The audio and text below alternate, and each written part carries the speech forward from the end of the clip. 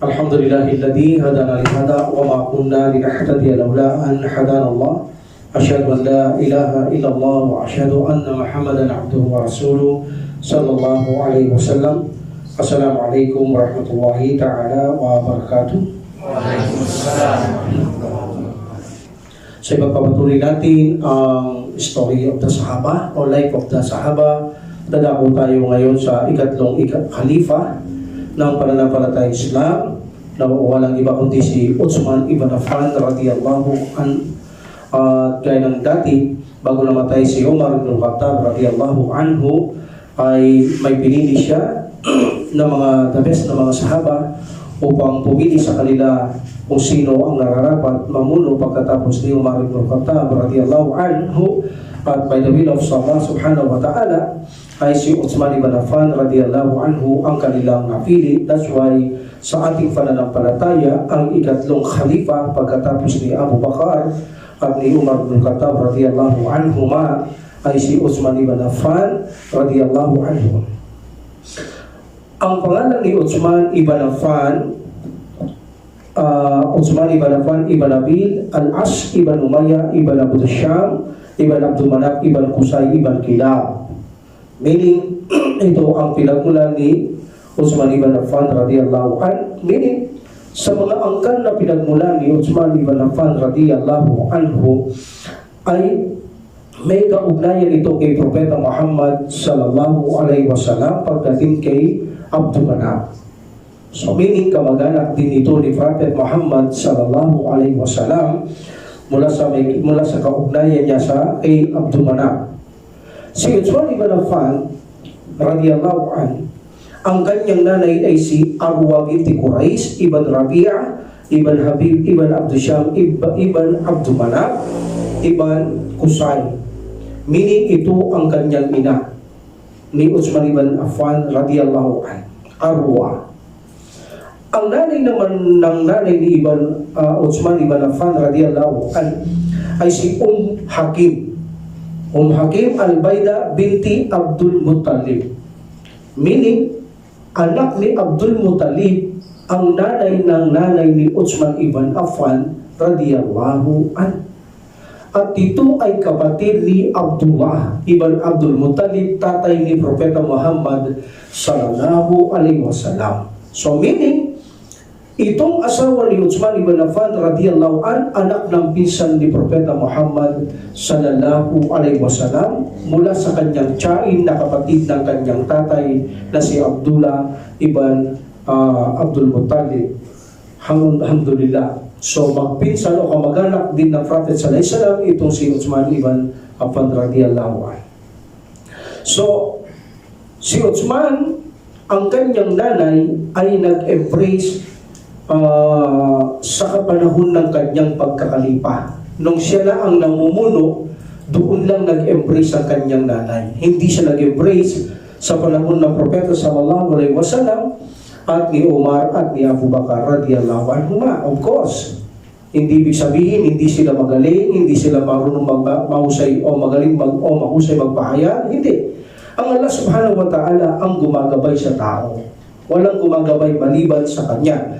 So ginabayan lang ng Allah subhanahu wa ta'ala ang nanay ni Uthman ibn Affan radiyallahu anhu sa panahon na siya namumuno at ito'y namatay. Mismo si Uthman ibn Affan radiyallahu anhu ang naglibing sa kanyang nanay. Siya rin ang mismong nagbaba sa kanyang nanay, sa kanyang hukay ng nanay niya. At ang kanyang tatay ay namatay pa ito, wala pa ang Islam. Meaning, time pa ng Jahiliya, namatay na ang tatay ni Uthman ibn Affan radiyallahu anhu. Ang title o kunya ni Uthman noon na tinatawag sa kanya ay wala pa siyang anak noon, wala pa siyang asawa. Sa panahon ng Jahiliya, ang tawag sa kanya ay Abu Amir. Amir means isang namumuno, father of the commander, like that. So dahil si Uthman ay talagang mahal ito ng mga taong Quraysh at nire-respeto siya at iginagalang siya bilang isang pinuno. That's why tinatawag siyang ama ng isang pinuno. Abu Amir ang tawag sa kanya.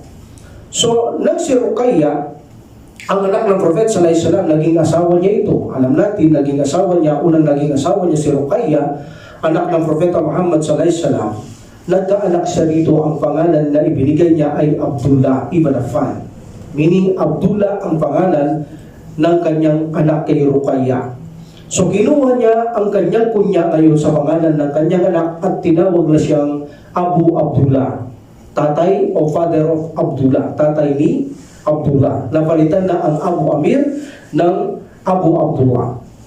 So, si Uthman ibn Affan radiyallahu anh, tinawag siyang Dunnurain. Importante ito. Dunnurain. Meaning, ang taong mayroong dalawang liwanag o nagtataglay ng dalawang liwanag. Bakit ito tinawag na Dunnurain? In two opinion, but the most popular ay yung isa. Ang pinaka-popular, like for example, ang komentary ni Badruddin Al-Aini sa pagkakomentary sa Sahih Bukhari, na kung saan sinabi ni Muhallab ibn Abi Sufra kung bakit tinawag na Dunnurain si Uthman ibn Affan radiyallahu an, sapagkat walang tao na pinakasalan niya ang anak ng kanyang propeta, ang anak ng mga propeta o sugo ng Allah subhanahu wa ta'ala maliban kay Uthman. Meaning, siya lang ang taong nakapag-asawa ng dalawang anak ng propeta at sugo. Walang iba.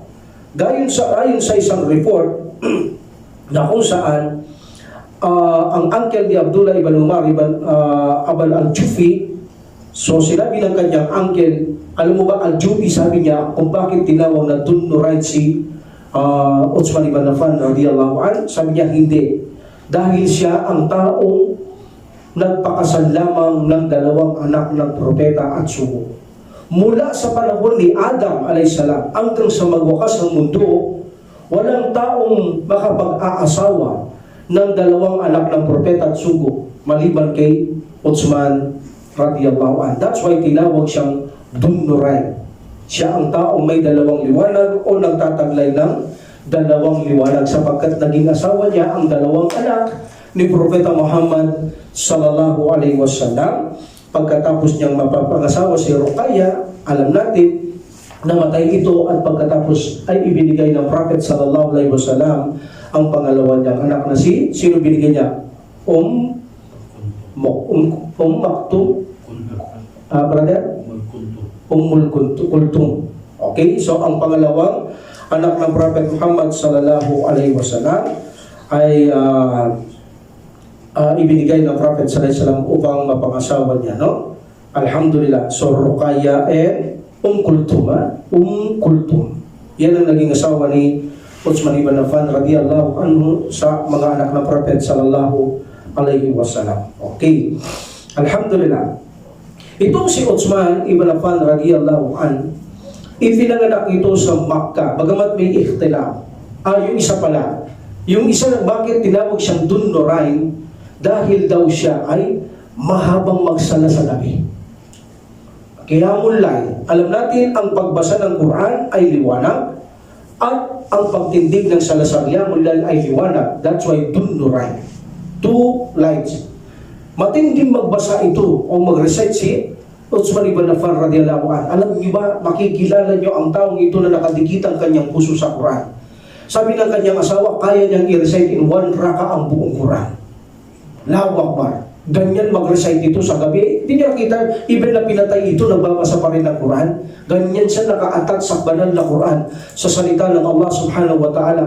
Ito ang malaking dahilan kung bakit binago ang buong buhay ni Uthman ibn Affan radiyallahu anhu ang Quran at Sunnah ng Prophet sallallahu alaihi wasallam, at ipinilit niyang idikit ang kanyang puso sa mga aral na ito. Alhamdulillah, matatagpuan natin ito sa buhay ni Uthman ibn Affan radiyallahu anhu. Alhamdulillah, magbigay ito sa atin ng napakalaking kapakinabangan.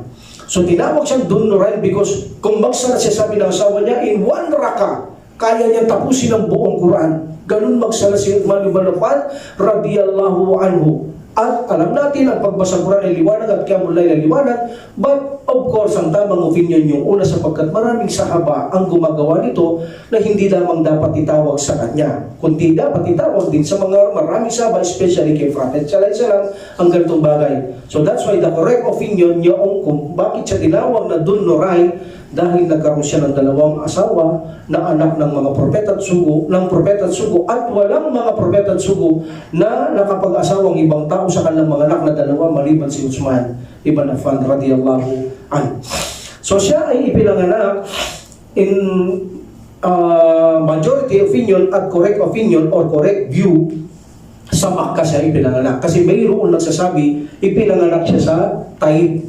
So siya ay bata kay Prophet Sallallahu Alaihi Wasallam ng 5 taon. Meaning mas matanda ang Prophet Sallallahu Alaihi Wasallam ng 5 taon. Ipinanganak siya sa Makkah, 6 years na siya after the year of elephant. So meaning matanda ang Prophet Sallallahu Alaihi Wasallam ng 5 taon kay Uthman radiyallahu anhu. So ang physical ni Uthman radiyallahu anhu, hindi siya mataas, hindi siya matangkad. Tulad siya ng Prophet Muhammad sallallahu alaihi wasallam. At malambot ang kanyang balat. Malambot ang kanyang balat. At mayroon siyang malabong na balbas itong si Uthman bin Affan radiyallahu an, matipuno, malapad ang kanyang balikat na kung saan natatakpan ng kanyang long hair. May ang buhok ni Uthman nakatakip ang tenga niya, pero dito sa tagilid nakatakip ng buhok ang kanyang balikat itong si Uthman ibn Affan radiyallahu an. At madalas kinukulayan niya ang kanyang balbas ng saffron. Okay? So sinabi ni As-Zuhri na si Uthman ito ay hindi mataas, hindi mababa, ngunit ito ay mayroong napakagandang buhok. Napakaganda ng buhok ng taong ito, sabi niya, at napakaganda rin ng kanyang mukha. Ang kanyang buhok ay medyo mayroong puti. At napakaganda ng labi ng taong ito na hindi mo makakita, sabi niya, na ang labing ito ay walang kasing ganda. Siya ang mayroong pinakamagandang labi, ang taong ito, sabi ni Az-Zuhri. Kay itong si Uthman ibn Affan radiyallahu an. Kaya ang kanyang paa ay medyo nakabaluktot. Ang kanyang paa at ang kanyang ilong ay napakatangos na parang ito ay nakabaluktot din na ang kanyang ilong na napakatangos. Meaning parang kawit ang kanyang ilong, matilos na mayroong parang kawit. So siya ang may pinakamaganda, remember, na bibig. Sabi niya sa lahat ng tao doon sa Makkah. So ang kanyang buhok, sabi niya, nakalaglag sa kanyang tenga. Okay? Yung isa, nakalaglag sa kanyang shoulder, nakatakip. Meaning, alam natin ang buhok sa harapan, nakatakip ang tenga at mahaba medyo sa likod, nakatakip sa kanyang balikat. At ang kanyang balat, dalawang opinion. Ayon sa majority, most likely, ito ay maputi ang kanyang balat. But sabi ng iba, kayumanggi ang kanyang balat. Okay? Now, dakuhan natin ang asawa ni Uthman ibn Affan radiyallahu anhu. Mga asawa niya. Ang asawa ni Uthman, siya ay nagpakasal sa 8 babae. 8 babae ang napangasawa niya. Ang lahat ng ito'y napangasawa niya after Islam. Meaning, sa panahon ng pananampalatayang Islam. Wala siyang asawa nang hindi pa siya pumasok sa pananampalatayang Islam. Naging asawa niya lahat ito sa panahon na siya ay nasa pananampalatayang Islam na. Ang unang napangasawa niya ay si Ruqayya. At naging anak niya, alam natin, si Abdullah. Kaya tinawag siyang Abu Abdullah itong si Uthman ibn Affan radiyallahu an. And then pagkatapos nung mamatay si Ruqayya, pinakasalan niya si Kulthum na anak din ng Prophet sallallahu alaihi wasallam, na kung saan after the battle of, as far as I know, Badr, nang umuwi ang Prophet sallallahu alaihi wasallam, inililibing niya ang kanyang asawa. Allahu Akbar. Nagwagi ang Prophet sallallahu alaihi wasallam sa digmaan kasama niya, pero nakakalungkot dahil nakadar ng Allah pagbalik niya, nasumpungan niya namang naglilibing si Uthman ibn Affan radiyallahu an, at ibinigay niya naman kay Uthman ang kanyang pangalawang anak na si Kulthum kay Uthman ibn Affan radiyallahu an. So naging dalawa ang asawa niya mula sa sugo at propeta ng Allah subhanahu wa ta'ala. So after that, pinakasalan niya si Fakhita bin Ghazwan. So pangatlo na ito, si Fakhita bin Ghazwan, kung saan ang kanyang ito'y sister ng isang gobernador na si Utsba ibn Ghazwan. Okay, at nagkaanak sila dito, tinatawag din Abdullah Bat the Younger. Abdullah din ang anak, pangalan Bat the Younger, nakababatang Abdullah ang anak niya kay Utsba Fakita bin Ghazwan. Then pinakasalan niya si Amir binti Jundub al-Asdiya, nagkaanak siya dito si Utsman, pangalan Amir, Khalid, Aban, and Umar, and Maryam. Okay? At pagkatapos pinakasalan niya si Fatima binti al-Walid ibn Abdusham ibn al-Mughira al-Maksumiyya. Okay? At ipinanganak niya si Walid, Sa'id, and Musad. At pinakasalan niya si al-Banin. Meaning ito, hindi lahat ito either na ito ay namatay. Pagkatapos mamatay, 4 lang ang asawa sa Islam na mga ito, except the Prophet ﷺ. Hindi niya asawa ito. For example, yung una namatay, si Ruqayya, then after that, Kulthum. Tapos pag namatay, na pinapalitan niya. Hindi ito asawa niya lahat na sabay-sabay. This is not allowable sa mga sahaba o tagasunod ng Prophet ﷺ up to now. Kay Prophet ﷺ naging allowable yung batandang huli, in-stop na rin ng Allah subhanahu wa ta'ala ang pagtaltal ng asawa ng Prophet ﷺ bago mamatay. So meaning, hindi pakaisipin nyo, naging asawa niya itong lahat sinasabi ko, no. Ito ay pagkatapos mamatay at saka siya mag-aasawang muli ang mga ito. Okay? Mga naging asawa niya. After that, naging asawa niya si al-Banin binti Uyayna ibn Usay al-Fazariya. Naging anak niya rin dito, mayroon din siyang Abdullah. At pagkatapos pinakasalan niya si Ramla binti Shayba ibn Rabi al-Umawiya. Naging anak niya si Aisha, Abban, and Amir. Now si Ramla, si Ramla naging Muslim ito at nagbigay ng pledge sa Hudaybiyah kay Prophet sallallahu alaihi wasallam, no? Okay.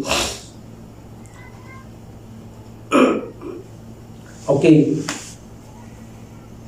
So, meaning, itong si Ramla na naging asawa rin ni Utsman ibn Affan radiyallahu an, naging Muslim ito, no, at nagbigay ng pledge kay Prophet sallallahu alaihi wasallam. Doon ito nag-embrace ng Islam. At pinakasalan ito ni Utsman ibn Affan radiyallahu an, at panghuli ay pinakasalan niya si Naila binti al-Faratisa al-Kabiya, si Christian. Okay, naging Muslim din ito. Bago maganap ang kasalan, bago naganap ang kasal, ay naging Muslim din ang Kristiyanang ito na asawa din ni Utsman ibn Affan radiyallahu an. At siya ay naging mabuting Muslim na babae. Okay? So meaning siya ay mayroong siyam na anak na lalaki sa 5 babae. So ilan na naging asawa niya? 8. Sa limang babae, nagkaroon siya ng siyam na anak. At itong si Abdullah, anak ni Ruqayya, mag-aga itong namatay din. Itong apo ng Propeta Muhammad sallallahu alaihi wasallam kay Utsman ibn Affan radiyallahu an, kay Ruqayya radiyallahu anha, na anak ng Prophet sallallahu alaihi wasallam. Ang ikinamatay kasi dito, almost 6 years pa ito namatay na. Ilang si Abdullah, ang kanyang nanay, na kung saan, na si Ruqayya, anak ng Prophet sallallahu alaihi wasallam, ipinanganak niya ito 2 years before Hijrah. 2 years before Hijrah, meaning pupuntang Madina mula Makkah. So 2 years before Hijrah, nandun sa Makkah, pinanganak niya rito si Abdullah, na anak ni Utsman ibn Affan radiyallahu an. So pagdating ng panahon ng Hijrah, kasama ang kanyang asawa, nagpunta na sila sa Madina. During the first day, sa unang araw pa lamang, naglalaro siya ng isang parang manok na rooster, na kusang tandang, tinusok niya ang tabing mata.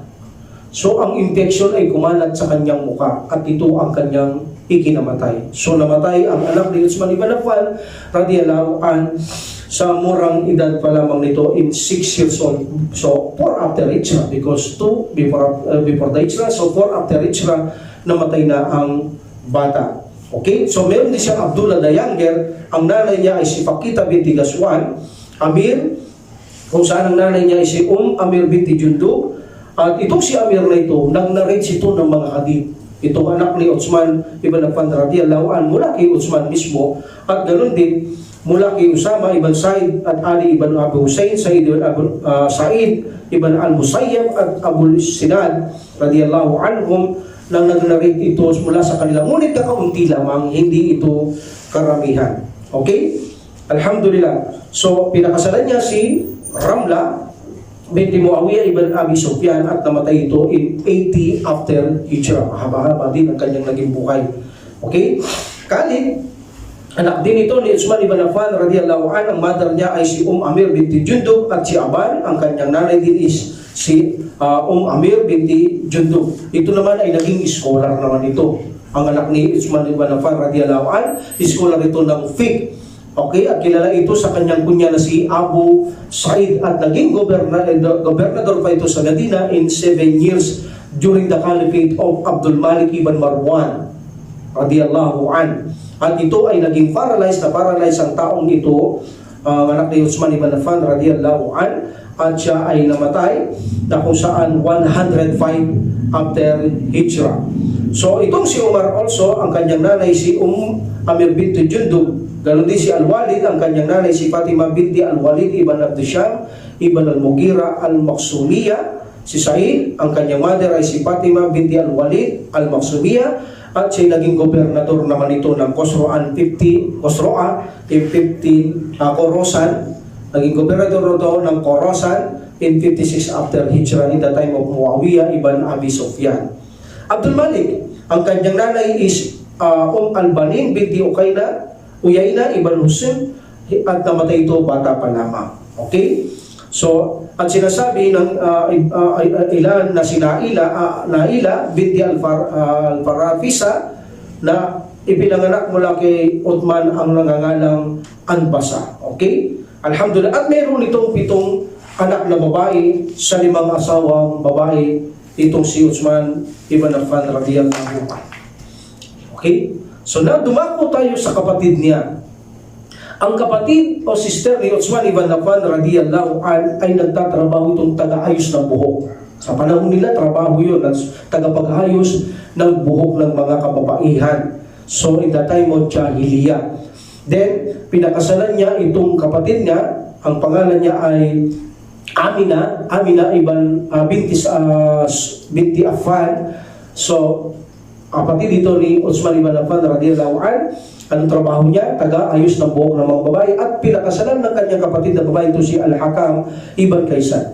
Alam natin si Al-Hakam ibn Kaysan, ito ay isang pinalayang alipin lamang ni Al-Mughira Al-Maksumi, at kung saan nahuli ito sa isang ekspedisyon ng mga Muslim, na kung saan nang namumuno dito sa ekspedisyon ay si Abdullah ibn Jas, nahuli niya si Al-Hakam ibn Kaysan at dinala ito sa Madina, abang ang kanyang asawa na kapatid ni Uthman radiyallahu anhu sa Makkah in time of Jahiliyyah, hindi pa ito nag-embrace. So nahuli nila ito, dinala sa Madina.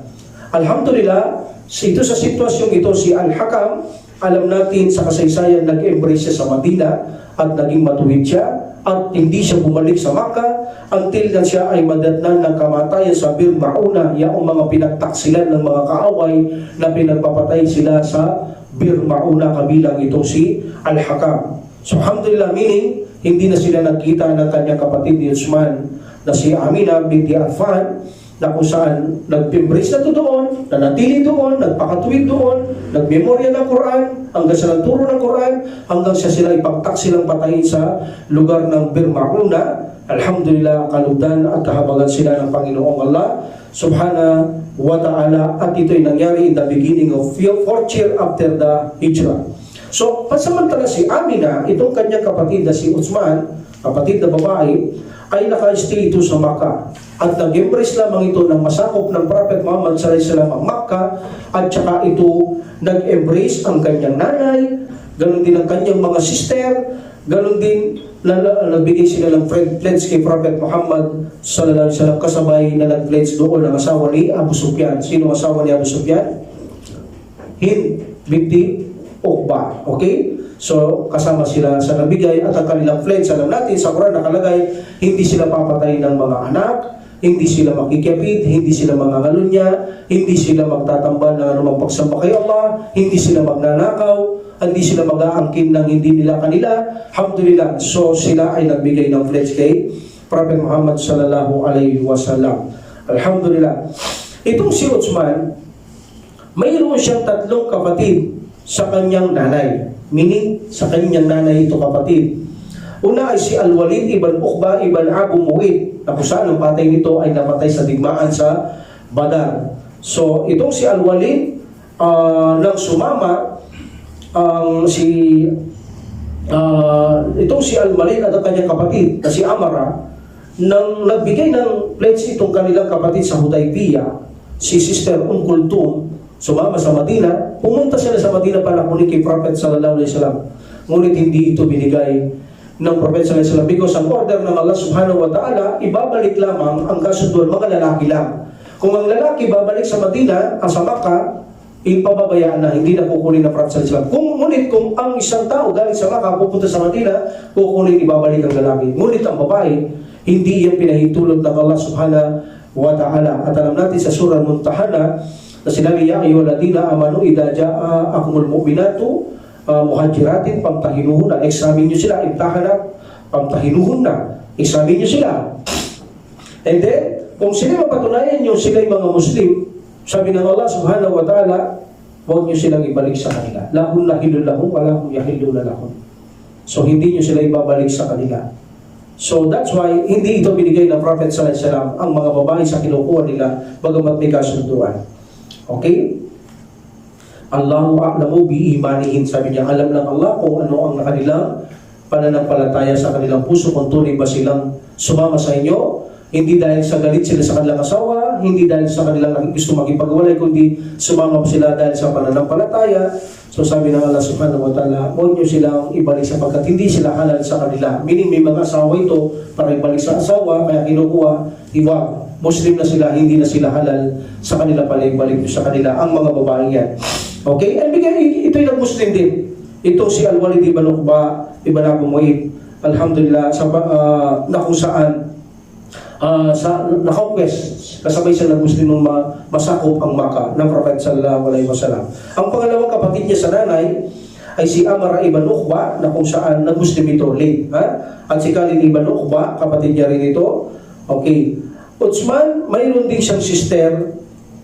Kung sa babae, sa nanay, mayroong kapatid na lalaki tatlo, mayroon din siyang kapatid na babae sa nanay. Ito si Kulthum binti Uqba ibn Abu Mu'ayth, na kung saan naging Muslim din ito in Makkah at nag-migrate ito kay Prophet sallallahu alaihi wasallam pagkatapos magbigay ng pledge kay Prophet sallallahu alaihi wasallam. Siya ang unang babae na nag-migrate sa Makkah papuntang Madina pagkatapos magbigay ng pledge kay Prophet Muhammad sallallahu alaihi wasallam.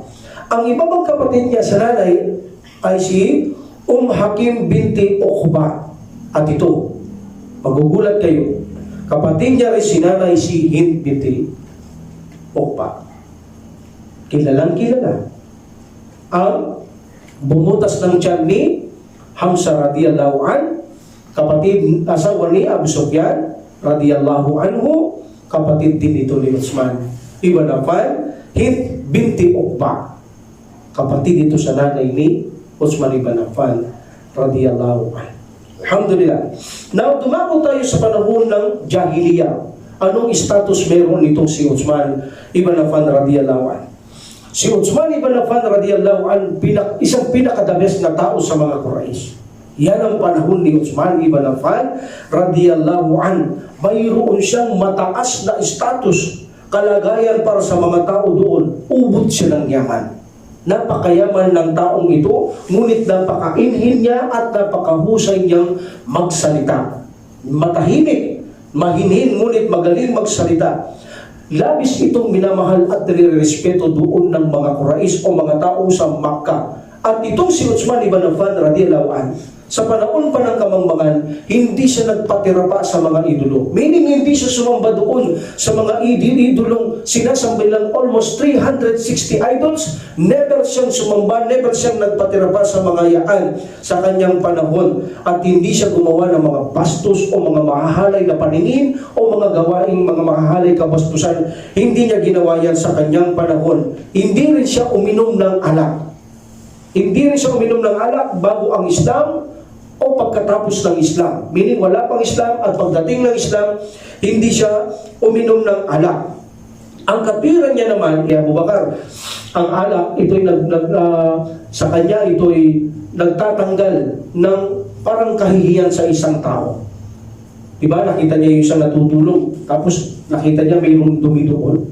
Sabi niya, yun ng depression ng nagiinom ng alak, nawawalang kahiyan tao, di niya alam kanyang ginagawa.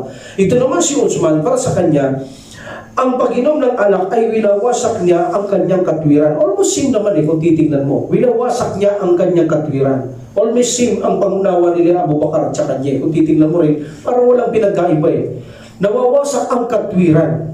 Nawawasak ang pangunawa ng isang tao kapag umiinom ng alak na kung saan ang katwiran niya, ang pinakadakilang bagay na bigay ng Allah subhanahu wa ta'ala, sabi niya, sa isang tao ay itaas niya ang kanyang sarili, hindi ibaba ang kanyang dignidad nang dahil sa pagkawala sa katwiran o pagtamang pagkaunawa. Bumababa ang pagkatao ng isang tao dahil sa nawawala sa sarili kapag siya ay nalalango sa alak. Nararapat, sabi niya, kung tutuusin, maitataas mo ang sarili mo sa mga pangunawa at katwiran na mayroong malinaw ang isang tao. That's why, sabi niya, hindi ako uminom ng alak.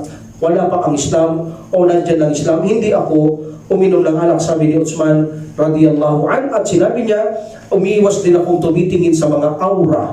Sa mga aura, hindi ako tumitingin sa mga aura before the Islam at before the Islam at pagkatapos ng Islam. And sabi niya, wala rin akong interest. Siya mismo nasasabi nito. Kaya madaling natuntun ang pag-uugali ni Uthman ibn Radailan. Wala siyang interest sa kanta, sa music, sa song. At hindi siya gumawa, sabi niya, hindi ako gumagawa ng mga mahahalay at never kong hinawakan ng kanang kamay ang aking private parts. Kailan? Pagkatapos ng Islam. Pagkatapos ng Islam, sabi niya, hindi ko na inawakan ang aking private parts ng kanang kamay sapagkat ipinagbawal ng mahal na Propeta Muhammad sallallahu alaihi wasallam. At hindi ako uminom ng alak sa panahon ng Jahiliyyah, bago ang Islam at pagkatapos ng Islam. Itong si Uthman ibn Affan radiyallahu anhu, mausay din ito. Bihasa ito sa mga kaalamang makukuha mo sa kanya pagdating sa mga kostumbre ng mga tao. Hindi lang sa mga Arab. Kahit na sa labas ng tao, makakaasa kang marami siyang alam. Dahil itong si Uthman ibn Affan radiyallahu anhu, siya ay naglalakbay sa Syria, Abyssinia, nakikihalo siya sa mga hindi Arabo, pinag-aaralan niya ang kanilang buhay, ang kanilang kostumbre o kaugalian at iba pa. So meaning, alam niya ang kanilang mga kostumbre, kaugalian, kaya marami kang mapupulot sa kanya pagdating sa bagay na yan.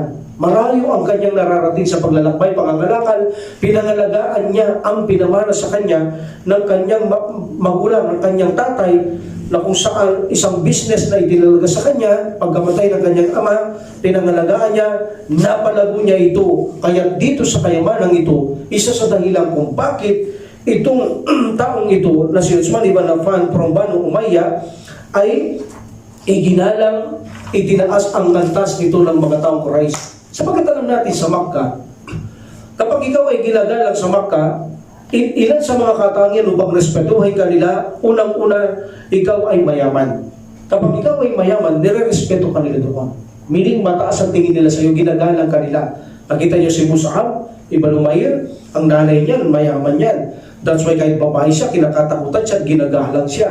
Ganun sila kapag mayaman ang tao noon, talagang iginagalang ka nila. Makikita mo pag naglalakad dyan, meron silang mga alipin na pinapayungan sila. Kahit saan sila pumunta, yung payong sumusunod sa kanya. Kapag sila umuupo, may tagapaypay abang nakapayong yan. Ganun sila ginagalang, nirespeto, kinakatakutan, iniilagan ng mga tao kapag mayaman. One of the reason kung bakit ginagalang si Uthman ibn Affan radiyallahu anhu, hindi na sa ganda ng ugali niya, napakabait niya, matulungin niya, maaway siya. Hindi lang. Dahil napakayaman niya rin. Isa sa rin siya sa pinakamayaman sa mga Quraysh. At alam natin, inirespeto din ang mga tao doon kapag kayo ay mayaman na kayo, tapos marami pa kayong anak. Marami pa kayong anak, lalo itong inirespeto. But in this situation, alam natin, kabilang si Uthman ibn Affan radiyallahu anhu, na iginagalang hindi lang sa kayamanan, kundi sa kanyang ganda ng kanyang pag-uugali at kanyang pakikitungo sa mga tao at matulungin ito mula pa ng panahon na wala pa ang pananampalatayang Islam.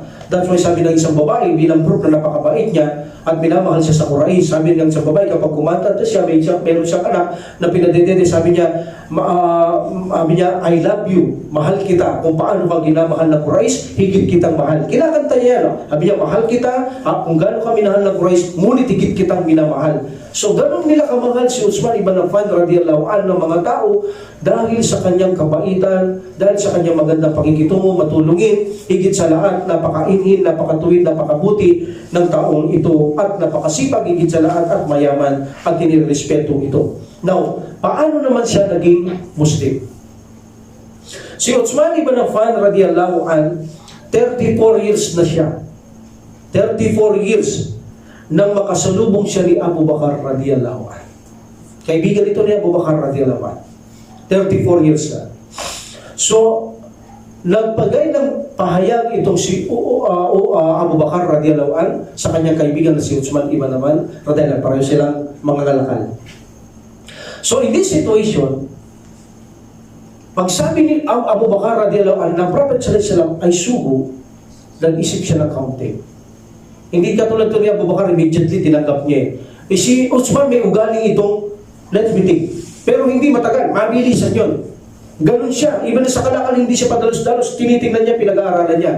So meaning nung ipahayag ni Abu Bakar radiyallahu anhu, napagtanto niya, tinignan niya ang mga tao na sumasamba sa mga bato. Nakita niya, sabi niya, mali ito. Kaya hindi naman ako sumamba sa mga yan. So nakita niya ang halal, minsan ipinagbabawal, ang haram, ipinapahintulot. At ang hindi maganda pakikitungo sa mga kamag-anak at mga kapitbahay, nakikita niya mali ito. And then, isa pa rito, naisip niya, ang panawagan nito ay pagsamba sa isang Diyos. Si Allah subhanahu wa ta'ala, pagtakwil sa mga ribulto, mga Diyos-Diyosan, pagbibigay katampal, pagturo ng magiging mabuti sa kamag-anak, kapitbahay. So narinig niya ito kay Abu Bakar.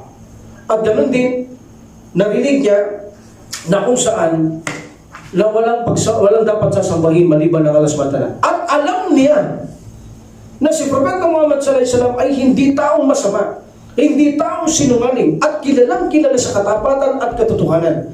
That's why alam niyang hindi magsisinungaling si Prophet sallallahu alaihi wasallam na si sugod propeta ng Allah. At kilala niya rin si Abu Bakar radiyallahu anhu kung gaano ito katalino at katapat ito na hindi niya sasabihin ang hindi totoo. That's why in this situation, nag-embrace si Uthman ibn Affan radiyallahu anhu, ang pang-apat na tao na nag-embrace pagkatapos ni Said, Ali, Abu Bakar radiyallahu anhu, si Uthman ang pang-apat na lalaki sa mga lalaki ang nag-embrace sa pananampalatayang Islam. But hindi lang yan. Hindi lang yan ang dahilan kung bakit nag-embrace si Uthman ibn Affan radiyallahu anhu. Dakuhan natin ang napakagandang mensahe sa kanya ng Allah para siya ay lubusang mag-embrace. Ginabayan na siya ng Allah subhanahu wa ta'ala, hindi pa man nakararating ang mensahe sa kanya, may gabay nang dumating kay Uthman ibn Affan radiyallahu anhu. Anong sabi niya? Nang si Prophet sallallahu alaihi wasallam ay kasalukuyang nagpapahayag sa kanila ng Quran, actually kasama niya si Talha ibn Ubaydullah radiyallahu anhu, silang dalawa ni Uthman ibn Affan radiyallahu anhu. Nagpapahayag ang Prophet sallallahu alaihi wasallam. Okay, dinala ni Abu Bakar doon kasama niya ngayon si Talha ibn Ubaydullah. So nagpapahayag ang Prophet sallallahu alaihi wasallam. Alam niyo ba, sa kanya pag-embrace, inamin niya kay Prophet sallallahu alaihi wasallam, sabi niya, Ya Rasulullah, kamakailan lamang, sabi niya, mula sa Syria at sa pagitan ng Ma'an at Al-Zarqa, natulog kami. Meaning, nangangalakal sila, naglakbay sila. Then narinig ko ang isang panawagan o boses, sabi niya Rasulullah. O sabi niya, o ikaw na natutulog, bumangon ka, sabi niya. At lumitaw ang akman sa Makkah at doon, sabi niya Rasulullah, nang marinig ko ang akman, sabi niya, na lumitaw sa Makkah, na kung saan siya ay isang sugo at propeta ng Allah, so natandaan ko yung Rasulullah. Bago pa man ako nakapasok sa Makkah, Rasulullah, narinig ko na sa mga tao ang pangalang Ahmad, na sugo, kuno at propeta ng Allah subhanahu wa ta'ala, kuno ng mga tao, sabi nila. Propeta daw at sugo, kuno, sabi ng mga tao, hindi maniniwala na palataya. Ngunit ako, Rasulullah, hindi ko sasabihin ang kuno, sapagkat mismo ang mensahe na rinig ko na nagsabing lumitaw si Ahmad sa Makkah na isang propeta at sugo talaga ng tiyak ng Allah. That's why nang marinig ko sila na sila nagsasabi kuno na hindi na ng palataya, ako ay nangiti ng kaunti at totohanang nagalak Rasulullah. Tunay na nagalak ako sapagkat sino ba naman ng tao kahit mapagmataas sa Rasulullah na narinig na sa malayong lugar na ang Ahmad ay lumitaw sa Makkah, isang propeta at sugo. Pagdating mo doon, hindi ka pa nakapapasok, narinig mo na sa tao, ito ba ay hindi mo tatanggapin ya Rasulullah? Kaya naman isa sa dahilan Rasulullah na walang pagtanggi na tinatanggap kita na ikaw ay sugo at propeta ng Allah subhanahu wa ta'ala nang walang kaali-alinlangan. Hindi ako nag-embrace ano pa mang dahilan maliban sa ako'y naniniwala ya Rasulullah. Yan ang may posibilidad kung bakit malaki ang pagpasok agad ni Uthman radiyallahu anhu at hindi na siya nagtagal pa sa kakaisip para pagmuni-munian o pag-isipan muna ang bagay na ito, kundi niyakap niya immediately dahil sa magandang balita na ito sa kanya na binigay na gaway ng Allah subhanahu wa ta'ala. Alhamdulillah, kapag ang isang tao sa ganitong sitwasyon, subukan mo kayang magmataas pa pagkatapos nakarinig ka ng revelasyon ganun. O ikaw na natutulog, bumangon ka, ang Ahmad ay lumitaw sa Makkah, isang propeta at sugo ng Allah. Pagkatapos narinig mo malayo pa, pag pinigilan mo ang puso mo sa paniniwala, makakalaban mo ang budhi mo, hindi ka pa tatahimikin ang budhi mo dahil hindi ka mag-embrace. O hanggang sa mamatay ka na, ikaw ay kalaban mo ang budhi mo, mahirap ito. So, ibig sabihin, hindi pinaglabanan ni Uthman ibn Affan radhiyallahu anhu kanyang budhi, kundi sinunod niya ang kanyang budhi na siya'y manampalataya sa Prophet Muhammad sallallahu alaihi wasallam na siya'y sugo at alipin ng Allah subhanahu wa ta'ala. Ganyang nag-embrace si Uthman ibn Affan radhiyallahu anhu na salubong ni Abu Bakar at nagpahayag si Abu Bakar at dinala niya kay Prophet sallallahu alaihi wasallam at nag-recite ng Quran ng Prophet sallallahu alaihi wasallam at pagkatapos pag-embrace niya, ikinuwento niya kay Prophet sallallahu alaihi wasallam ang magandang balita na yan kung bakit totohanan siyang malalim ang kanyang pagsuko sa pananampalataya Islam at niyakap niya ng walang alinlangan. Alhamdulillah. So itong magpapakasal niya naman kay Ruqayya, anak ni Propeta Muhammad sallallahu alaihi wasallam, ito ay labis na nagbigay ng pagmamahalan sa mga kamusliman sapagkat magiging asawa niya ang anak ng Propeta sallallahu alaihi wasallam at lalong napamahal siya sa mga tao dahil naging asawa ni Uthman ibn Affan radhiyallahu anhu si Ruqayya radhiyallahu anha. Alhamdulillah, alam natin dito sa Ruqayya at si Kulthum, ito ay nakapropose na sa mga anak ni Abu Lahab. Nakapropose na siya sa mga anak ni Abu Lahab. Itong si Ruqayya, alam natin, binigay na ito ng Prophet sallallahu alaihi wasallam kay Utbah ibn Abi Lahab. But nang malaglag ang aya ng Suratul Masad, nagalit ang mag-asawa. So, pinawalang saysay ang kasundo kay Prophet sallallahu alaihi wasallam at kanyang mga anak. So, sa mga anak ng Prophet sallallahu alaihi wasallam, pinawalang kasundo. Sabi ng mga magulang, mawalan yung saysay, i-divorce nyo sila. Yung mga anak ni Muhammad, Muhammad, di na tinatawag na prophet ito dahil kalaban ito ng Prophet sallallahu alaihi wasallam ang kanyang choice si Abu Lahab at ang kanyang asawa. Okay, sabi na, iwalay niyo sila. Then, hiniwalayan. Para lamang, dahil bumagsak ang Suratul Masad, inaakala nila, masasaktan nila ang Prophet Muhammad sallallahu alaihi wasallam, na akala nilang gawin itong masakit kay Muhammad sallallahu alaihi wasallam, ngunit hindi nila alam. Tinanggal ng Allah subhanahu wa ta'ala sa kanila para ibigay sa isang karapat-dapat ang anak ng Prophet sallallahu alaihi wasallam kay Uthman ibn Affan radhiyallahu anhu. Alam niyo ba, nang malaman ito ni Uthman ibn Affan radhiyallahu anhu na hiniwalayan si Ruqayya, masayang-masaya siya dahil gusto niya pala itong si Ruqayya noon pa man. Gustong mapangasawa ni Uthman ibn Affan radhiyallahu anhu itong si Ruqayya na anak ni Prophet sallallahu alaihi wasallam. That's why nang marinig niya, immediately nagpunta siya kay Prophet sallallahu alaihi wasallam at nag-propose siya sa anak ni Prophet Muhammad sallallahu alaihi wasallam, si Ruqayya, at ibinigay ng Prophet Muhammad sallallahu alaihi wasallam. At ang nagdala sa babae para ganapin ang kasal kapag isang dibdib ay si Amina. Si Amina ang kanilang si Khadija, ang kanilang ina. Si Khadija binti Khuwailid siyang nag-prepare para sa kanyang anak para ibigay ito kay Uthman ibn Affan radhiyallahu anhu. Alam niyo ba, ang kasalang ito ay kahanga-hanga dahil para itong celebrity. Napakagwapo ng lalaki, napakaganda ng babae. Kaya ang sabi nila, itong kasalang ito, itong mag-asawang ito, sabi nila, pinaka-the best. Wala kang makikita kahalin tulad ng dalawang ito. Napakagwapo at napakaganda ng ikinakasal na ito. Match na match sila, sabi ng mga tao. Alhamdulillah. So, itong si Uthman ibn Affan radhiyallahu anhu, alam niyo ba, malapit ito sa ugali ng Prophet sallallahu alaihi wasallam. Gustong-gusto siya ng Prophet sallallahu alaihi wasallam.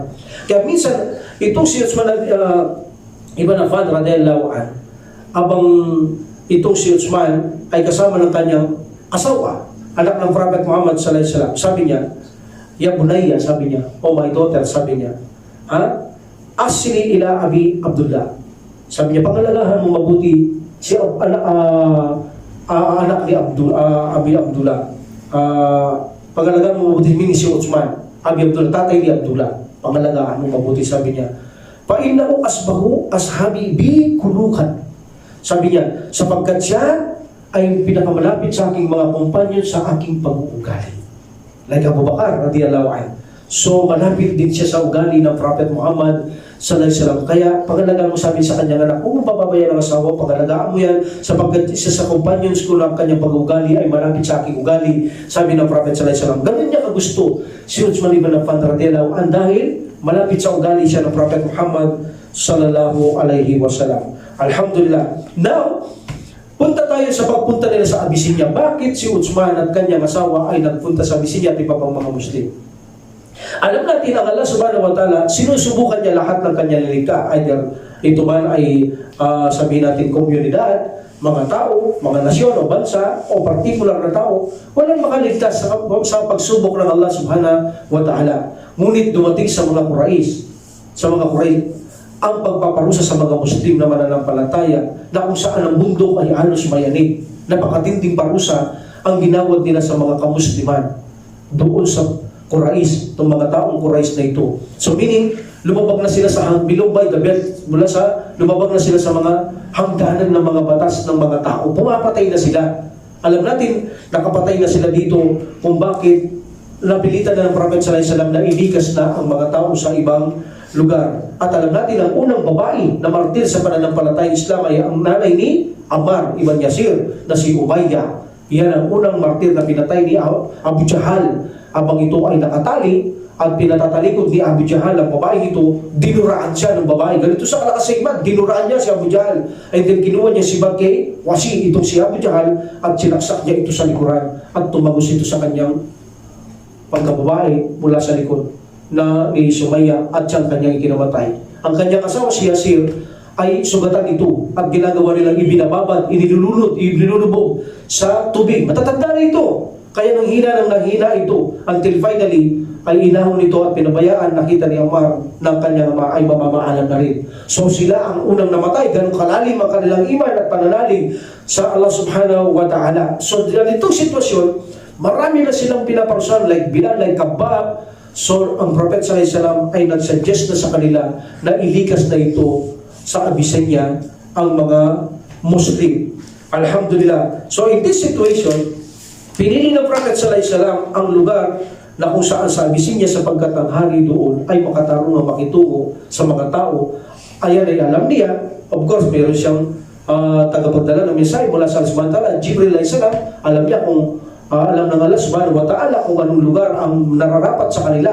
So pinadala ng Prophet sallallahu alaihi wasallam o pinapunta niya sa Abyssinia ang gustong magpunta sa kanyang mga companions at sinabi niya, doon malaya niyong magagawa ang inyong pananampalataya, doon malaya ninyong sasambahin ang Panginoong Allah subhanahu wa ta'ala. So ang pinakaunang nag-immigrate dito ay si Ibn Affan at ang kanyang asawa at mga ilang kasama niya by way of riding, at ang iba ay naglalakad papuntang Taib. No? Ito ay nangyari sa panahon ng Prophet sallallahu alaihi wasallam, 5th year pagkatapos ng pagkopropeta ng Prophet sallallahu alaihi wasallam. Mag-i-itch na sila sa Abyssinia para maging malaya ang pagsamba nila kay Allah subhanahu wa ta'ala.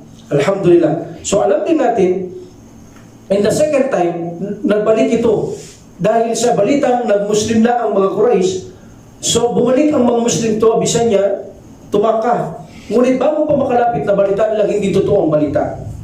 So ang iba ay pumasok dahil mayroon silang nagbigay sa kanilang garantor, ngunit si Uthman ibn Affan at kanyang asawa radhiyallahu anha at iba pa, nagbalik sila muli sa Abyssinia until na magkaroon ng patawag na mag-migrate na sila sa Madina. Never na siyang nagbalik sa Makkah. So meaning, double siyang second time or double time siyang pumunta ng Abyssinia, itong si Uthman at kanyang asawa, at nag-stay sila doon. Pagkatapos ng pag-stay na mahabang panahon na sa Madina ng Prophet sallallahu alaihi wasallam, pinalakbay na sila sa Madina. Sa sitwasyong ito, makikita niyo, pinalipat sila ng Prophet sallallahu alaihi wasallam sa lugar na kung saan magagawa nila ang kanilang pagsambang malaya kay Allah subhanahu wa ta'ala. At ito ay kalooban ng Allah subhanahu wa ta'ala. Like for example in Quran, وَالَّذِينَ هَجَرُوا فِي اللَّهِ مِنْ بَعْدِ مَا ظُلِمُوا. So وَلَنُبَوِّ أَنَّهُمْ فِي الدُّنْيَا حَسَنًا. So then Allah subhanahu wa ta'ala said, وَلَا أَجَرُ الْآخِرَةِ أَكْبَرُ لَوْ كَانُوا يَعْلَمُونَ.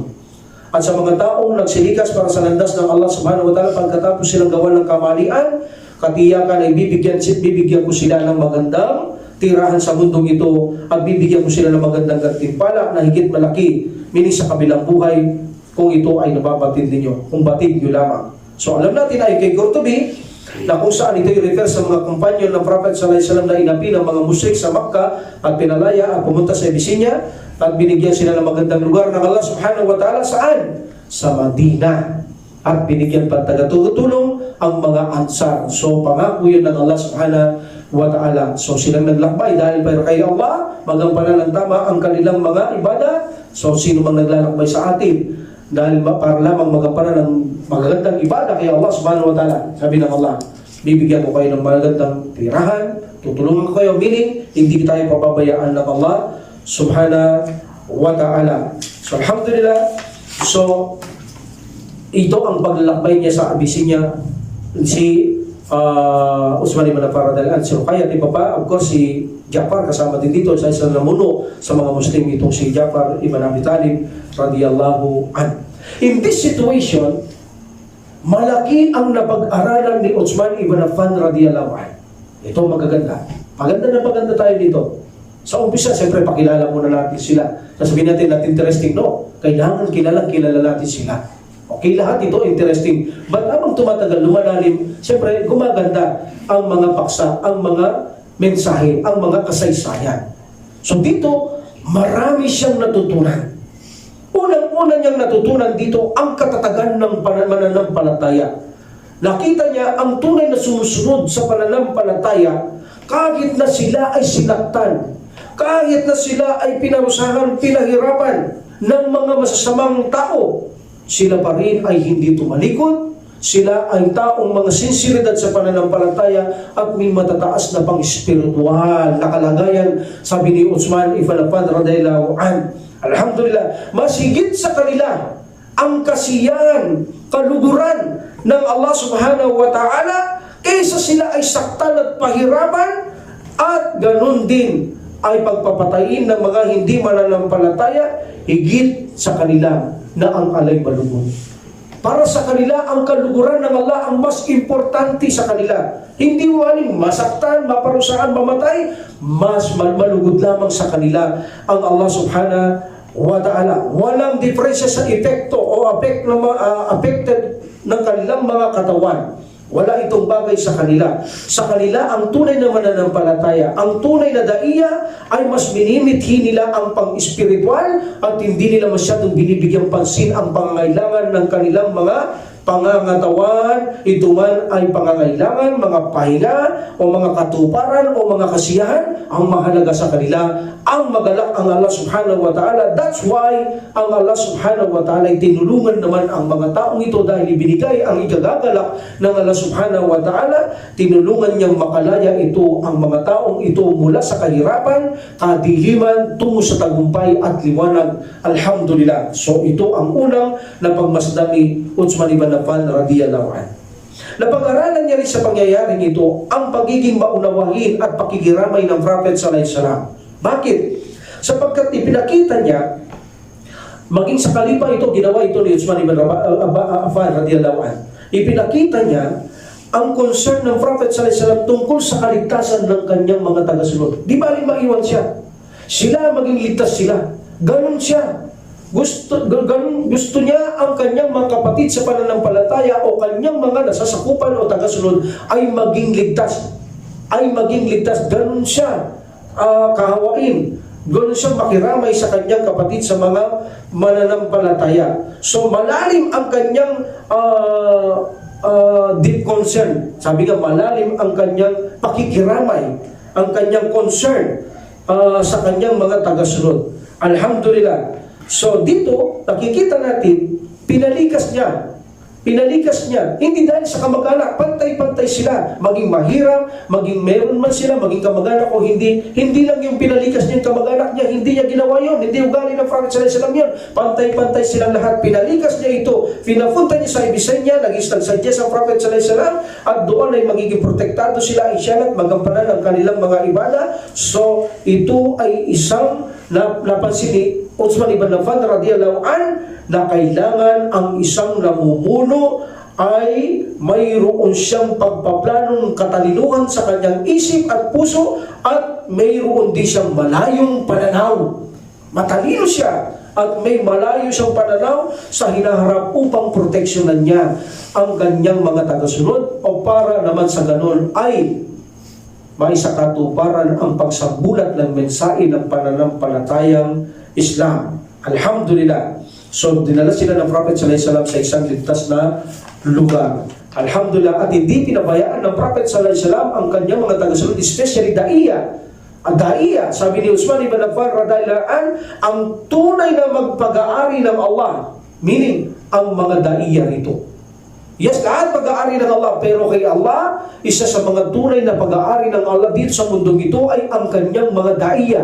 Meaning yung nagpapalaganap sa kanyang relihiyon, na tumutulong sa kanyang relihiyon, tulad ng mga propeta at sugo. Alhamdulillah, nagpo-focus dito ang Prophet sallallahu alaihi wasallam na protektahan sila, na hindi sila dapat pabayaan nilagay sa panganib. Hindi sila dapat ilagay sa panganib, kaya tinanggal niya doon ang mga daiya niya, ang mga maaalam niya, tulad ni Ja'far, tulad ni Uthman ibn Affan radiyallahu an, tinanggal niya doon. Later, susunod siya na si Abu Bakar radiyallahu anhu doon. Talagang gusto niya ilitas to. Meaning, kahit siya ay kunin ng Allah subhanahu wa ta'ala, mayroon magpapatuloy sapagkat hindi niya pinabayaan ang kanyang mga tagasunod at daiya especially na pinangalagaan ni Prophet sallallahu alaihi wasallam. Number 3 na pag-alalan ni Uthman radiyallahu an, ang panganib na kung saan na dinadalas nila at inilagay ng Prophet sallallahu alaihi wasallam sa Abyssinia ang mga tao, hindi dahil sa kanyang mga pamilya niya ito, kamag-anak niya ito, hindi yun ugali ng Prophet Muhammad sallallahu alaihi wasallam. Meaning, nakita ni Uthman na dahil kahit kamag-anak mo, kahit na kamag-anak ng Prophet sallallahu alaihi wasallam, kahit pamilya niya, kahit malapit sa kanya, hindi niya iniunang ililigtas ito kaysa sa mga taong hindi niya kaano-ano maliban sa kapatid sa pananampalataya o mahirap man, mayaman, hindi niya iuna ito. Kaya na pag-aralan ni Uthman sa kanyang panahon, sa pagkikipagdigmaan, ang kanyang mga kamag-anak, ang kanyang ginagawang mamuno upang sila kumaharap sa kalaban. So napulot niya kay Prophet sallallahu alaihi wasallam. Hindi niya iniunang iniligtas ang kanyang mahal sa buhay, kamag-anak, pamilya, kundi ang iniuuna niya, yaong mga taong kung saan kahit hindi niya kaano-ano, basta kapatid lang sa pananampalataya, mahirap man ito o mayaman, sila ang iniuna ng Prophet Muhammad sallallahu alaihi wasallam. That's why, nang kalifa na si Uthman ibn Affan radhiyallahu an, ang kanyang mga kamag-anak ang silang mga inaharap niya sa mga digmaan, tulad ni Abdullah ibn Abi Shahar. Nag-conquest niya ang Africa. Siya ang inarap ni Uthman ibn Affan radhiyallahu an. Abdullah ibn Amir, nag-conquest niya ang Silangan. At si Muawiyah, pinatravel niya sa mga dagat kasama ang kanyang asawa na kung saan iba-ibang lugar. So kamag-anak dito, sila ang isinubo ni Uthman ibn Affan radhiyallahu an. Tulad ng Propeta sallallahu alaihi wasallam, walang kamag-anak kapatid sa kanyang Prophet sallallahu alaihi wasallam. Ang lahat sa kanya ay pantay-pantay. Ngunit ang mas mahalaga ay pangalagaan niya ang mga daiya, sapagkat sila ang tunay na kung saan magpapalaganap ng pananampalatayang Islam. Kaya hindi dapat pabayaan, sabi ng Prophet sallallahu alaihi wasallam, hindi sila dapat pabayaan, sila dapat pangalagaan ang mga daiya, sabi ni Uthman radhiyallahu anhu, na napulot niya kay Prophet Muhammad sallallahu alaihi wasallam. Alhamdulillah. So, meaning yan ang mga nalaman ni Uthman ibn Affan radhiyallahu an kay Prophet Muhammad sallallahu alaihi wasallam sa paglipat nila sa Abyssinia. Now, si Uthman, itong kanyang si Uthman at mga sahaba, sabihin natin, tinuruan ito ng Prophet sallallahu alaihi wasallam mula sa Quran. Mula sa Quran at sunan ng Prophet sallallahu alaihi wasallam, binusog sila sa Quran. So, inisip ni Uthman, ang only source, ang only na pinagmulan Ang tanging pinagmulan ng revelation mula sa Panginoon, ang salita ng Allah subhanahu wa ta'ala ay ang Quran. At ito lang ang katanggap-tanggap na patnubay, sabi niya. Walang ibang katanggap-tanggap na patnubay. Ano mga aklat? Maliban sa revelasyon ng Allah, either Quran o Sunnah ng Prophet Muhammad sallallahu alaihi wasallam. So ang Prophet sallallahu alaihi wasallam, masigasig niyang itinuturo ang Quran sa mga Muslim noon sa panahon niya. Even nagtatago sila sa bahay ni Al-Arqam, sapagkat kahit gabi pa, dahil hindi gusto ng Quraysh na nakikita sila nag-aaral, sinasaktan, pinaparusaan. So sa gabi sila nag-aaral. So nakita nyo, gabi sila nag-aaral. Tumatakas silang lumakad sa dilim para hindi makita ng Quraysh. Ngunit matitinig ang Quraysh tulad ni Musa, Ibn Umayr.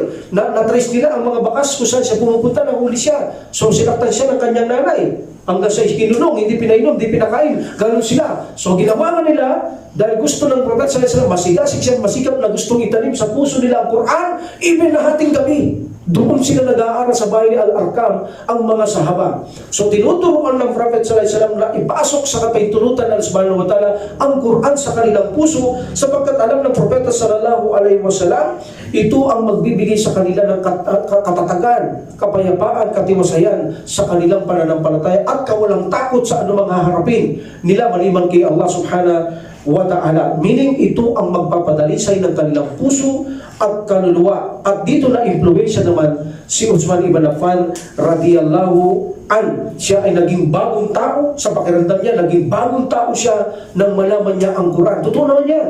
Nung hindi tayo nagabayad sa Islam, para tayong hindi tao, masahol pa tayo sa mga hayop. Nung magabayan tayo sa Islam, naramdaman niyo ba na naging bagong tao tayo? Yes, hindi na tayo nagbibisyo. Itinanggal natin ang mga haram.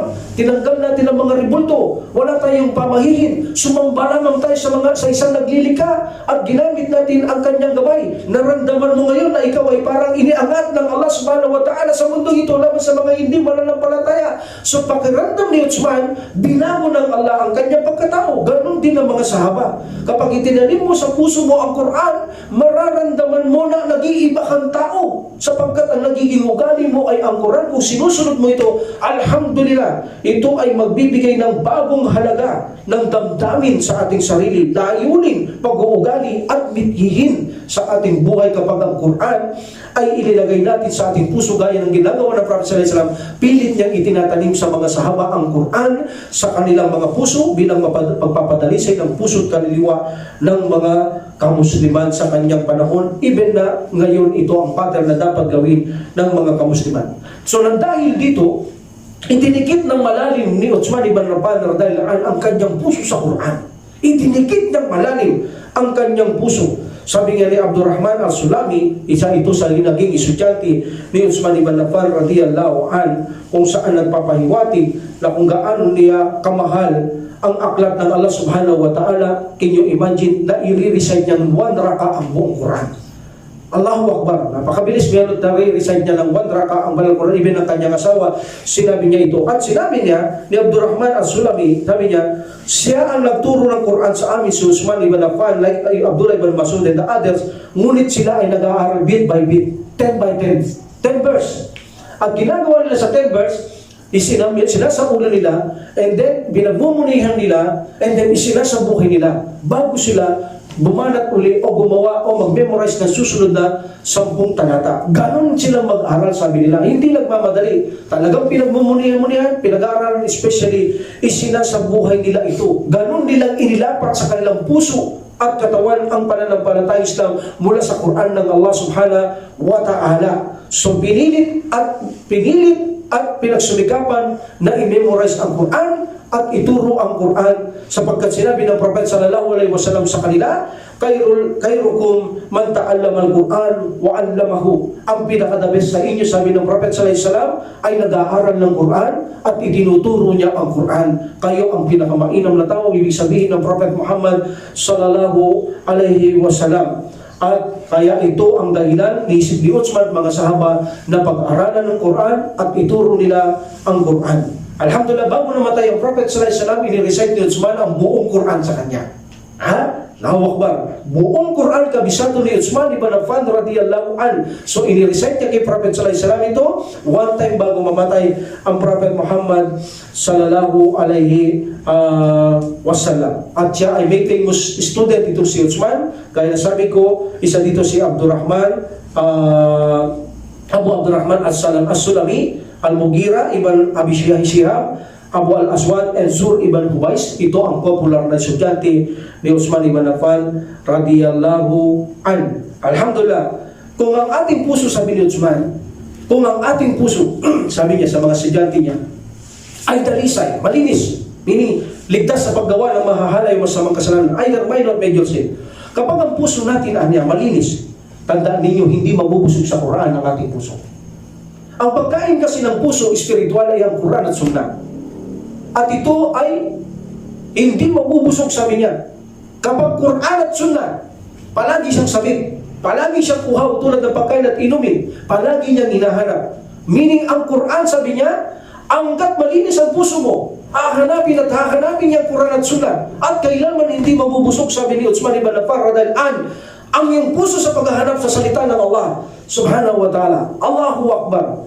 So, either ang puso mo, kung hinahanap niya ang Quran, ikaw na tao, anong gagawin mo? Hindi lang ang puso mo maghanap, pati ikaw, hahanapin mo siya. Meaning gusto mong ibasahin ang Quran araw-araw. Kaya sabi ni Uthman ibn Affan radhiyallahu an, walang araw na nagdadaan na hindi ko binabasa ang salita ng Allah. Hinahanap-hanap ng kanyang puso ang Quran sapagkat malinis ang kanyang puso. Alalos bes, hinahanap niya, hindi nabubusog. That's why na i-recite niya in one raka ang buong Quran, sabi ng kanyang asawa na si Uthman ibn Affan radhiyallahu an, dahil hindi nabubusog ang kanyang puso sa kakahanap sa Quran, sa salita ng Allah, dahil malinis ang kanyang puso. That's why sabi ni Uthman ibn Affan radhiyallahu an, walang araw na nagdadahan na hindi ko binabasa ang salita ng Allah subhanahu wa ta'ala. That's why even nang siya na'y patayin o iwanan sana, sabi ng kanyang asawa, ngunit piniling pinatay, siya pa rin ay nagbabasa ng Quran.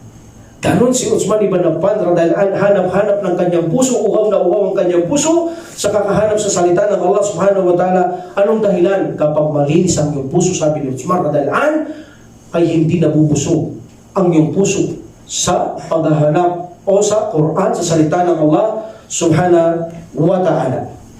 And then sabi niya, mayroong 4 na bagay na kung saan panlabas na kabutihan, ngunit ang totoo, ito sa katotohanan ay obligasyon. Unang-una sabi niya, makisama kayo sa mga tao. Makisama kayo sa mga tao na matutuwid. Tandaan niyo ito, payo niya ito, na kung saan ito ay kabutihan. At ang pagsunod sa kanilang mga halimbawa ay isang tungkulin. Meaning kung mabuti sila, kung anong ginagawa, sundin mo sila, tungkulin mo yun. Nasundin sila. Pangalawa, sabi niya, ang pagbabasa ng Quran ay kabutihan at ang pagsasabuhay nito ay tungkulin. Meaning, obligado. Ang pag-aaral sa Quran o pag-recite ng Quran ay kabutihan. At ang pagsasabuhay nito ay tungkulin, meaning obligasyon. At ang pagbisita sa mga patay ay kabutihan. At ang paghahanda sa kamatayan ay tungkulin. Meaning, obligado mong paghandaan ang iyong kamatayan, sabi ni Uthman ibn Affan radhiyallahu an. At ang pagbisita sa sakit ay isang kabutihan.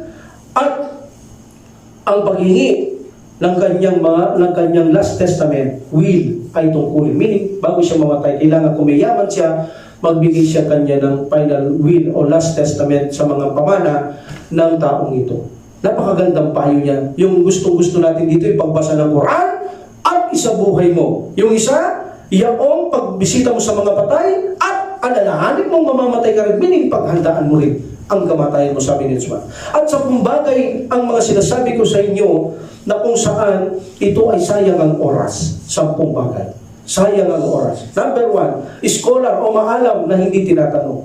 Lawak ba? Maaalam na hindi sila tinatanong. Sayang lang ang pinag-aralan. Sayang ang oras. Bakit? Dahil sa possibility, hindi tama ang kanilang itinuturo. Maaalam, pero ibang pinag-aralan. O hindi sila sa buhay nakikita, hindi sila sa buhay, kaya hindi nirespeto, hindi tinatanong. So, Allahu alam. Ang alam maalam. Walang natatanong, maalaw na sila, pero walang natatanong. Sayang ang oras nila.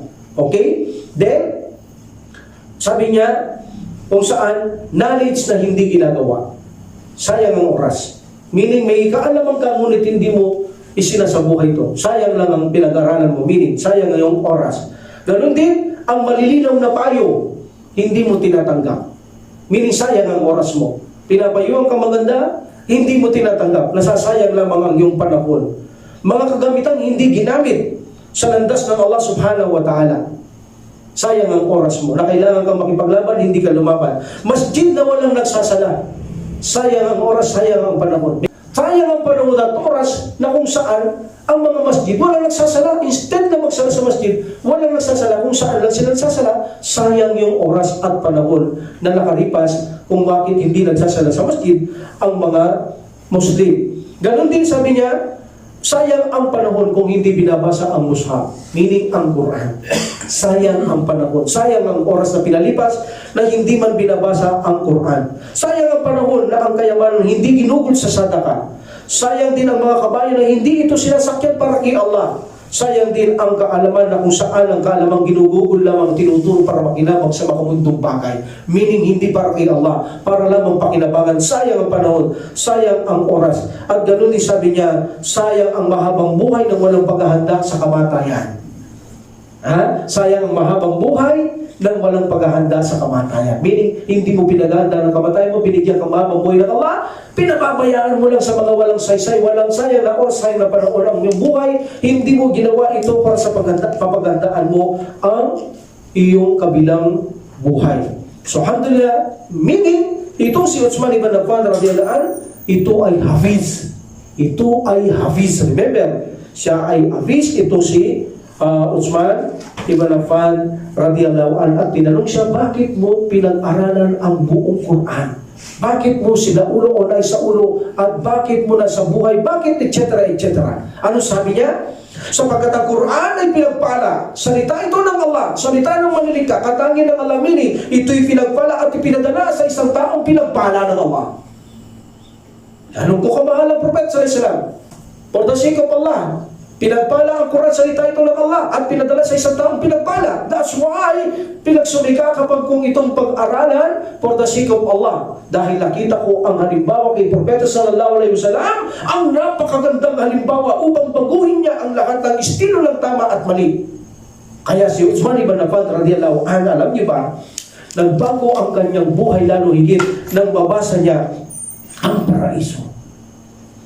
Nang mabasa na ni Uthman ibn Affan radhiyallahu anhu ang paraiso, lalong nagbago ang kanyang buhay. Nagkaroon siyang interes, lalo na baguhin niya ang kanyang buhay, sundin ang Quran at Sunnah para makapasok siya sa paraiso. Ganon ang isang estilo ni Uthman ibn Affan. Habang binabasa niya ang Quran, pinagmumuni-munian niya at isinasabuhay niya ang banal na Quran at nagbibigay ito ng bagong buhay sa kanya, bagong pagkatao sa kanya. That's why pinag-aralan niya ang Quran, itong si Uthman ibn Affan radhiyallahu anhu, na mabasa niya na kung saan na tinuro ng Prophet sallallahu alaihi wasallam mula sa aklat ng Allah subhanahu wa ta'ala ang karapatan ng Allah sa kanyang mga lilikha. Wala kang dapat sampahin maliban kay Allah subhanahu wa ta'ala. Nakita niya rito ang fitra, nakita niya rito si Iblis, nakita niya kung ano trabaho ni Shaitan, ni Iblis, nakita niya ang impyerno, nakita niya ang paraiso, nakita niya ang tama at mali, at sinabi niya sa kanyang sarili, walang aklat maliban sa ganito, maliban ang Quran. Allahu Akbar! Hindi kayang ligain ito ng tao, sabi ni Uthman ibn Affan radhiyallahu anhu. Ang aking lahat na nabasa na hindi alam ng tao, ang tanging Quran lamang ang nakapagbihayag nito, dahil ito'y tunay na salita ng Allah subhanahu wa ta'ala. Kaya ganun siya naging mapagpasalamat kay Allah, ganun siya naging matatag sa kanyang pananampalataya. Nakita niya kung paano pagiging ganap ng ubudiyya o pagiging alipin kay Allah subhanahu wa ta'ala dahil sa Quran at Sunnah ng Propeta Muhammad sallallahu alaihi wasallam. Napag-aralan niya ang universe, napag-aralan niya sa daigdigan, napag-aralan niya pinagmulan, nalaman niya mga bundok, nalaman niya ang lahat na hindi kaya ng mga tao noon, walang kagamitan. Ngunit ang Quran, isiniwalat niya na lahat ang mga bagay na ito, na siyang nagpatatag lalo kay Uthman, na kung saan siya ay lalong maging magpapasalamat kay Allah subhanahu wa ta'ala. Maging ang mga itinakda, maging ang mga kautusan, nalaman nito ni Uthman ibn Affan radhiyallahu anhu, maging si Iblis, kung paano siya darating sa kanan at kaliwa at likuran natin at harapan. Nabasa niya ito sa Quran. Paano niya hinimok na maligaw ang ating amang mananampalataya na nakapulot naman siya ng aral kay Adam alayhis salam na paghingi ng tawad at pagtitimpi para sa Allah subhanahu wa ta'ala. Napulot niya yan. Humingi siya ng tawad kay Allah, nananangis siya ng matagal na panahon. Nalaman niya si Iblis na siya'y matalik na kaaway kung paano ito lalabanan. Sinabi niya, makipagbuno, makipaglaban kayo kay Shaitan para kay Allah subhanahu wa ta'ala, sapagkat ang kanyang trabaho, nangako siya kay Allah na ililigaw niya tayo at hindi siya titigil hanggat hindi niya mailigaw ang isang alipin ng Allah. Ang tanging hindi maliligaw ang mayroong gabay kay Allah. Kaya pag-aralan yung Quran, pag-aralan yung Sunnah, sabi ni Uthman ibn Affan radhiyallahu anhu, upang sa ganun ay hindi kayo mabuyo ni Shaitan, upang hindi kayo matalo ni Shaitan, sapagkat katotohanan si Shaitan ayaw niya ang mga Muslim na nag-aaral, sapagkat takot siya magkaroon ng knowledge ang mga Muslim, sapagkat alam ni Iblis, gaya ng pangako ng Allah, ang sino mang humawak sa gabay ng Allah ay hindi kakayanang ilihis ni Iblis. Kaya ayaw ni Iblis mag-aral ang mga Muslim dahil alam niyang mahihirapan na siya kapag may kaalaman na ang isang Muslim. Alhamdulillah, meaning ang tamang malalim na pangunawa ni Uthman ibn Affan radhiyallahu anhu sa banal na Quran ay nalaman niya especially ang kahulugan at salitang La ilaha illallah. Yan ang pinakamatamis sa dila ni Uthman ibn Affan radhiyallahu anhu, na kung saan walang karapat-dapat sambahin maliban sa Allah subhanahu wa ta'ala, ang naglikha ng lahat ng bagay. So nabasa yan ni Uthman. Alhamdulillah, ganun silang mag-aaral ng Quran, bit by bit. Kaya kapag nag-aaral tayo ng Quran, alhamdulillah, magsisimula na tayo. Ito ang ginagawa natin. So magsimula tayo kapon linggo, Miyerkules, meron na naman tayo Wednesday. So ipagpapatuloy natin sa sajda, abang minimemorize natin, inaalungkat natin ang konting gramarya niya, inaalungkat natin ang konting tafsir niya. Ganun silang mag-aral. Pinagbumuni-munihan natin, sapagkat ang Quran ay hindi pinagdala maliban sa gabay at kailangan para magabayan, pagmuni-munihin, pagnilay-nilayan, hindi lang inire-recite, hindi sinasahulo, kundi pinagmumuni-munihan, pinagninilayan, at higit sa lahat, isinasabuhay natin ang banal na Quran na katulad ng ginawa ng mga sahaba at ng Prophet sallallahu alaihi wasallam na itinalim sa kanilang puso papaitulot ng Allah subhanahu wa ta'ala upang ang kanilang puso at kaluluwa ay maging dalisay at magtiba ang kanilang pagkatao at tumaas ang antas nila sa mundong ito para sa ikalulugod ng Allah subhanahu wa ta'ala. So we will stop here. Wa alhamdulillah rabbil alamin wa salatu wa salam ala rasulillah. Subhanaka allahumma wa bihamdika asyhadu an la ilaha illa anta astaghfiruka wa atubu ilaik. Assalamualaikum warahmatullahi taala wabarakatuh.